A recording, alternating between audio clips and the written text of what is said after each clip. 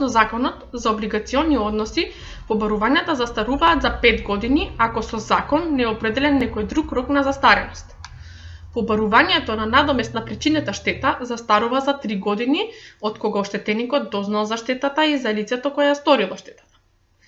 Во секој случај, ова побарување застарува за 5 години од кога настанала штетата.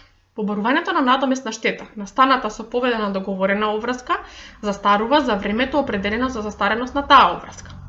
Додека пак, кога штетата е причинета со кривично дело, а кривичното гонење е предвидено подолг рок на застареност, барањето за надоместна штета спрема одговорното лице застарува кога ќе измине времето определено за застареност на кривичното гонење.